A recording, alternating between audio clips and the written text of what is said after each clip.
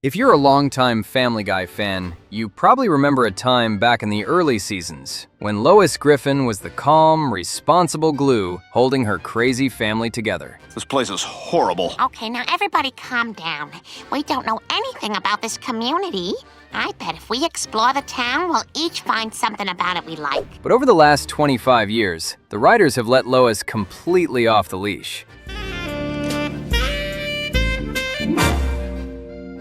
Oh my God, she's putting on some kind of weird show for Joe. Today, we're counting down the most controversy Lois Griffin moments in Family Guy. Let's start the show. Kicking things off with Season 9, Episode 9, and I'm Joyce Kinney. Imagine your deepest, darkest, most cancellation-worthy secret getting broadcasted on live network TV by your brand new best friend. That is exactly what happens in this wildly inappropriate episode, proving that Lois's toxic behavior actually started way back in high school. So the episode kicks off with the local news station bringing in some fresh blood, hiring a brand new co-anchor named Joyce Kinney to sit alongside Tom Tucker. That was so much fun to watch. What a pro you are. Lois, you've met Tom Tucker. Oh, yes, of course. Shortly after, Lois happens to bump into Joyce while out running errands. Lois totally fangirls over the local celebrity, and surprisingly, the two of them really hit it off. They bond so well that they decide to grab drinks and hang out. Joyce Kinney invited me out for drinks. So just order a pizza or something, okay? See you guys later. Now, we all know that when the Griffins start throwing back drinks, bad decisions are bound to follow. As the liquid courage starts flowing, the two women decide to play a game of spilling their most closely guarded secrets. Well, Oh, what is it? no, I can't. Lois, I feel like we're really bonding here tonight. Come on. Joyce opens up with something relatively tame, but Lois decides to drop an absolute nuke of a secret. She confesses, Well, when I was in college, I was in an film. Oh my God! that back in the 1980s, during her wild college years, she actually starred in a spicy, adult-only VHS film. Lois swears Joyce to total secrecy, and since they are newly minted besties, her secret should be perfectly safe, right? I promise I'll take it to the grave, but oh my God, Lois, that's hilarious. The very next evening, the Griffin family is sitting around the TV, watching the nightly broadcast. Out of nowhere, Lois watches in sheer horror as Joyce completely sells her out, exposing Lois's adult film past to the entire town of Quahog. What? Mom, that's you! Lois is outraged when local news anchor Joyce Kinney airs a negative profile on her. I can't believe this! Lois, you were in a porn. She totally betrayed me! She is absolutely fuming. An infuriated Lois storms right down to the Channel 5 news station to confront Joyce for ruining her life. Told you that in confidence! You totally humiliated me! But this is where we get a massive, unhinged plot twist. Joyce coldly reveals that her real name isn't actually Joyce at all. It's Jocelyn. You're Joyce Shiva Prava Dumrong? Yes, but they'd never let that name on TV, so I changed it to Kinney. It turns out they actually went to high school together. Back in the day, Lois was a ruthless, popular mean girl who mercilessly bullied Jocelyn. Lois capped off her high school reign of terror by cornering Jocelyn, pantsing her, and humiliating her in front of the entire student body by shoving a hot dog in her mouth. It was a horrible thing to do, Lois. Look, Joyce, that was a long time ago, and I'm very sorry for what I did. This entire friendship wasn't a coincidence. It was a calculated, decades-long revenge plot by Joyce to finally get back at her high school bully. You ruined my adolescence, Lois. The scandal immediately ruins Lois's life. She gets kicked straight out of her church congregation and becomes a total social pariah. You are no longer welcome here, Lois Griffin. But Father, I've been an active member of this church for— Leave this house of God! When Brian sees her sulking, he drops some surprisingly good advice. Look, Lois, you did what you did, and there's nothing you can change about that. But those people can only make you feel ashamed if you let them. If you own your dark past, nobody can ever use it against you. My God, that little pole smoker's a genius! So, what does Lois do to reclaim her power? She marches right back into the church on Sunday morning, I thought I made it clear that you are no longer welcome here. interrupts the service, and literally screens her 1980s adult tape for the entire congregation. It's a bold, ridiculously inappropriate move. I know I'm a man of God, but that is hot. But the craziest part? The churchgoers absolutely love the film. They are so entertained that they completely forgive her, immediately restoring Lois's good reputation in town. Only Lois Griffin could use an adult tape to win back the grace of the church. Next up, Season 11, Episode 6. Lois comes out of her shell. All dread getting older. But how many of us try to cure a midlife crisis by throwing ourselves at a literal teenage pop star? Welcome to Season 11, Episode 6, an episode where Lois experiences the dreaded midlife crisis and leaves Peter desperately trying to keep up with her wild new lifestyle. It all kicks off when Peter decides to throw Lois a big surprise party for her 43rd birthday.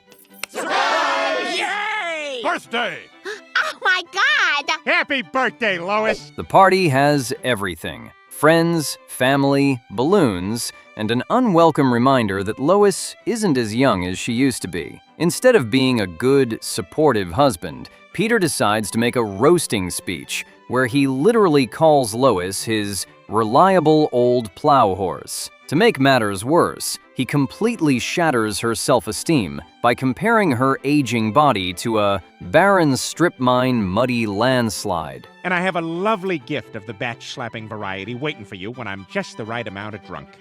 To Lois! Obviously, this humiliating speech completely breaks Lois, who runs off crying in front of all their guests. Peter, she was already feeling insecure about her age, and then you went and gave her that horrible speech. I don't blame her. Nobody likes to be humiliated in public. The very next morning, the Griffin family is greeted by a completely new MTV Spring Break version of Lois. Hey, OMG, stop staring at me, please. Okay, thanks.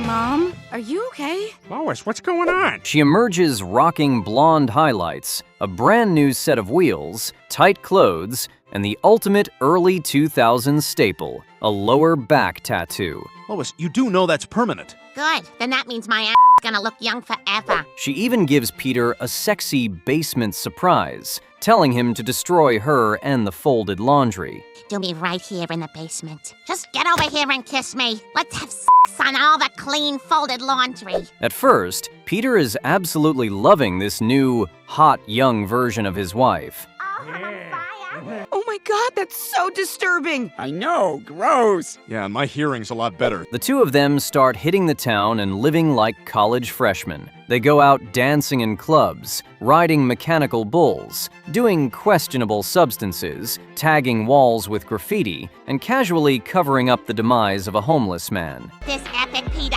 That DJ has got some mad skill. But while Lois is having the time of her life, Peter's middle-aged body just can't keep up with her youthful, wild lifestyle. We're hitting another insane party across town. What, you mean now? Peter, you sound like an old fart. I thought you liked having a hot young wife. Exhausted, Peter taps out and wants to go to bed, prompting Lois to coldly tell him that if he doesn't want to run with the wild horses, he should go back to the barn. Stupid place still doesn't have my dry cleaning. That's not a dry cleaners, it's a dance club. It is. Well, that explains a lot. Back at home, Brian points out to Peter that Lois's crazy behavior is his fault for making her feel bad about her age. Can't you see she's doing this because of you? For God's sake, you called her a plow horse. It's no wonder she's trying to prove she's young and vibrant. Suddenly, they see a live news broadcast showing that the 18-year-old pop sensation Justin Bieber is holding a concert in Quahog. And right there in the front row, totally fangirling and screaming, is Lois. Look! That's Mom! Oh my God! What the hell? She's at a Justin Bieber concert? Realizing he needs to fix this, Peter rushes to the concert. Meanwhile, Lois goes to extreme lengths to get backstage. She bribes a security guard with frozen yogurt to get past the checkpoint. I love my job. Yum, yum, yum, yum, yum, yum, yum, yum. Making her way into Justin's dressing room, Lois starts throwing herself at the teenager. Are you a friend of my mom's? Yeah, I'm your mom's friend, Mrs. Robinson. She tries using dated pop culture references he doesn't understand, calling herself Mrs. Robinson and Elastigirl. When that fails, she aggressively cuts to the chase and tells the kid to get his pants off. Stop right there! Get away from her! Thankfully, right before Lois can cross a major legal boundary, Peter kicks the dressing room door down. Just relax, old man. Old man? What, you think you're not gonna get old, you little bitch? With the pop star out of the way, Peter finally apologizes to Lois for how he made her feel. He admits he doesn't want to be married to a wild college kid anymore. He just wants his smart, sexy, beautiful middle-aged companion back. After you spend an hour with one of them, you want to blow your brains out. But Peter, I was just doing this to make you happy. Lois agrees to come home and act her age, though she's probably going to be stuck with that lower back tattoo for a very long time. I love you just the way you are. And besides, there's nothing wrong with being 35. Peter, I'm 43. Get out of this house. Next up, Season 21, Episode 4, The Manchurian Candidate. Hypnosis sounds like a fun, harmless party trick, right? Well, not when your wife weaponizes it to turn you into her own personal plaything without you even having a clue. In this highly toxic episode, Lois takes complete advantage of Peter's subconscious, leading to one of the most jaw-dropping and traumatizing endings in modern television. The episode kicks off with Lois hanging out and gossiping with her gal pals. Naturally, the conversation shifts to her and Peter's stale bedroom life. About the sex, though, how do I put this? Let's just say Peter doesn't always Munchausen my proxy. Lois complains to her friends that Peter never puts in any extra effort anymore. She specifically notes that he refuses to go to Australia, which is the show's YouTube-safe way of saying he refuses to visit the land down under. You know, the land down under. Oh. He's just never liked it. I don't know. Realizing they need professional help, the couple decides to visit a therapist. However, Peter is way too shy and awkward to actually talk about their intimacy issues. So, Lois tells me you don't like doing everything in the bedroom. Since talking it through isn't working, the therapist suggests an alternative route, using hypnosis to rewire Peter's brain and put him in a romantic trance.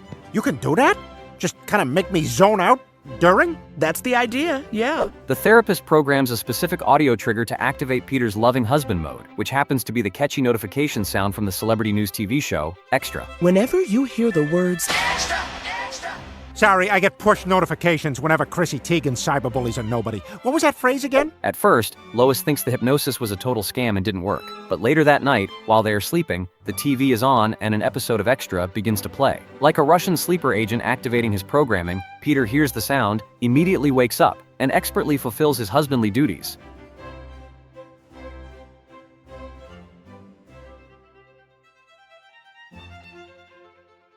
It is a massive success, but the craziest part comes the next morning. Peter has absolutely zero memory of what happened, innocently thinking that he just woke up in the middle of the night to enthusiastically recite the Pledge of Allegiance. You really don't remember? Wow, that hypnosis works. Realizing she holds the ultimate power, a girl could definitely get used to this. Lois begins to severely abuse the trigger, using the extra sound on her phone to hypnotize Peter into satisfying her most intimate proclivities on command. This song on my phone. Mom, what's for breakfast? Shut up, you little turd! She is playing with fire by manipulating her husband's brain, and she is about to get burned in the absolute worst way imaginable. Mom and Dad have sure been watching a lot of entertainment television. Yahtzee! And apparently found their way to the game closet. The karma hits when Lois and Peter go over to the Pewterschmidt mansion for a family dinner. Lois's mother, Babs, is feeling under the weather and is resting sick in her bed upstairs. Peter, I'm gonna open a bottle of wine. Do you mind making a plate and bringing it up for Mommy? Trying to be helpful, Lois innocently asks Peter to make a plate of food and bring it up to her mother's room. Peter grabs the plate and heads upstairs, but unfortunately, Babs is passing the time in bed by watching some late-night celebrity news. Celebrity news? What time is it? Just about 7:30. Why? Oh my god, oh my god! You guessed it. Right as Peter walks into the room, the extra theme song plays on Babs's television. Peter is instantly hypnotized. Downstairs, Lois and the rest of the family are suddenly forced to listen to noises so terrifying and earth-shattering that it literally set social media on fire when the episode first aired. Peter's trigger completely takes over, and he ends up getting a little too romantic with his own mother-in-law while his wife listens in sheer horror from the dining room. It's easily one of the most cursed and cancellation-worthy moments in the show's history, but hey, at least they already have a therapist they can talk to about it. Hey guys! Peter, no, no, no, no, no! Next up, Season 19, Episode 15, Customer of the Week. Have you ever wanted validation so badly that you committed multiple felonies, attempted murder, and kidnapped an entire apartment of innocent people? Because Lois Griffin definitely has, and this episode shows her crossing the line into full-blown supervillain territory. The episode sets the stage by showing us Lois's incredibly stressful daily routine as a mom. From talking to her smart speaker, Alexa. Okay, see you later, Alexa. You're my best friend. And you're awesome, Lois. Best friend. To literally trying to pull Chris's foot out of the toilet, Lois is pushed to the absolute mental limit every single day. Her only real safe haven is the local coffee shop, where she greets all the baristas by name and tries to act like she's a part of their hip young family. What'll it be this morning? The usual? You know it. And with the morning I had, better make it a large. So, the usual. One morning, while desperately needing a large coffee, and maybe a splash of whiskey to take the edge off, she notices the Customer of the Week bulletin board. Instantly, she finds her new unhealthy obsession and decides she absolutely must win that title. Excuse me? Are you in line for the bathroom? No. Oh. Then move!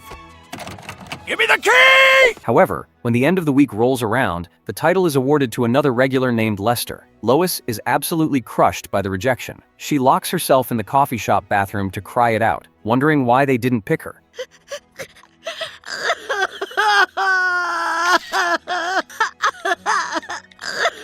Despite Stewie trying to humble her, Lois decides she just needs to step up her game. She goes completely out of her way to suck up to the staff, even paying $600 to buy a terrible piece of artwork painted by one of the baristas. By the way, I told you. Tell me what? I told you nobody could tell I was drinking. No one cares. I care. I do. But the following week, she loses again. This time to a guy named Terry, who is literally a brand new customer. This is so unexpected because I'm such a new customer. Lois complains to Chris, who accidentally gives her a terrible piece of advice. If she wants to get noticed, she needs to make a big move. I don't get it. Can't I have one thing in my life? Is that too much to ask? Knowing that a barista named Lisa has a severe peanut allergy, Lois goes full psycho. She breaks into Lisa's car and completely fills the air vents with peanuts.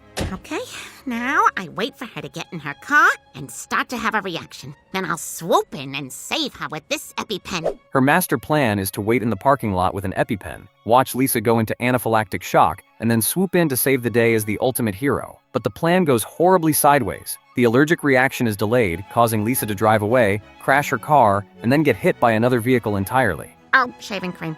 Lois plays the role of the innocent, caring customer and visits Lisa in the hospital. No, she's mostly just said,